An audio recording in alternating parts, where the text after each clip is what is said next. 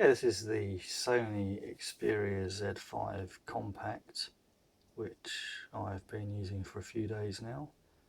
I have to admit I'm pretty impressed with the camera, although it does seem to drop frames in the monitor, not in the actual file, but while you're watching I can see it drops frames. That's probably the Snapdragon overheating. This phone still gets very hot when it's busy.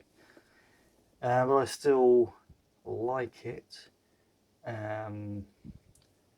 It's pretty tough and robust. It's waterproof down to about 1 meter for half an hour, as long as you keep that sealed there. This is where your the SIM and the micro SD card go in there. It's really easy to get to, but like I say, you do need to keep that nice and tightly closed there. It's got front-facing speakers, which that does make a difference playing games. You get stereo effect in games. You can kind of realise where people are shooting at you from. Some sensors on the front here, selfie camera, which I don't really use much. It's really, for me, all about the rear camera. NFC, never bother with that. And this USB socket is waterproof as well, so that's handy. And so are these microphones, and this is a binaural recorder. Basically it records stereo sound with the video, which I really like, and it's got a dedicated camera key there.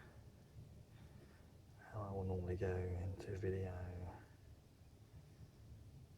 reflective. I always have the screen really dim as well because it saves the battery, which basically means you can't really see it in this reflective environment, but never mind. Honestly, it looks good in real life, just a bit shit when I'm trying to record it. Nice. That's the other problem. It is a little bit slippery, and if you hold it like this, that does create horrible noises on the microphones. I don't know if you can hear that, but you get that sort of horrible handling noise all over the recording. Not pleasant. So it's not bad, as an audio-visual recording device. It can kind of go anywhere. You can confidently pretty much take it anywhere.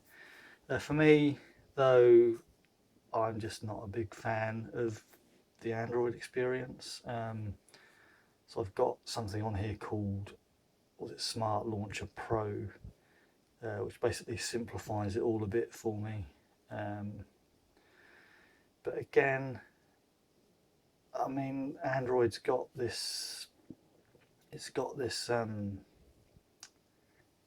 reputation of being like laggy, and I have to admit that the interface compared to iOS and even Windows Phone 8 and above, or even less than that, I don't know, Windows Phone in general, those interfaces are much smoother than my experience with this phone or any Android phone. And I've had, I had a Nexus 1, I had a Samsung Galaxy, I've had a Z3 Plus, I've had a fair few Android phones, and they are all a bit, I don't know, a bit disappointing. The hardware, generally speaking, is good. It's well spec'd, but the software is just a little bit crappy.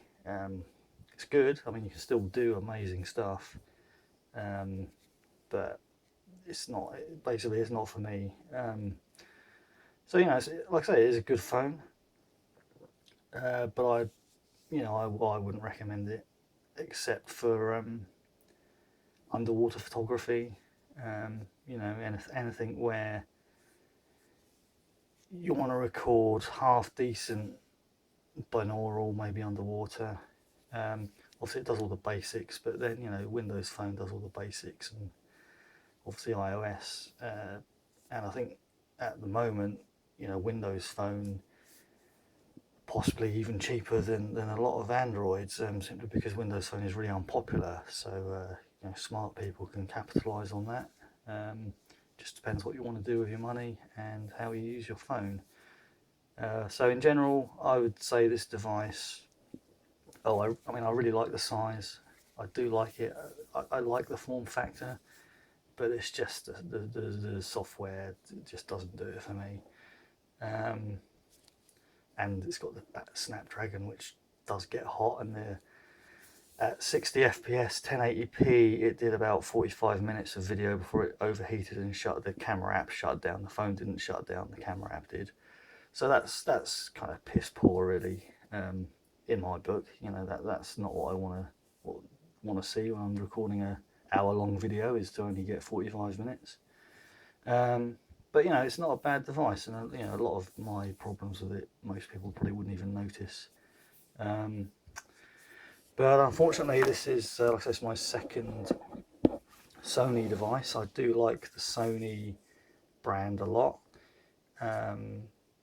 The previous one I had was a Z3 Plus, again, same overheating thing, which they'd meant to have fixed, but they haven't. It's bullshit.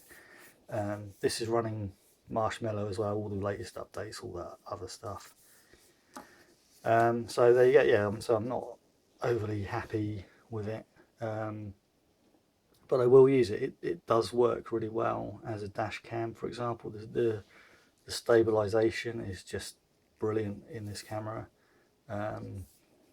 Well, the digital stabilization, I don't think it has optical stabilization, and that's probably down to, you know, this camera, the 23 megapixel.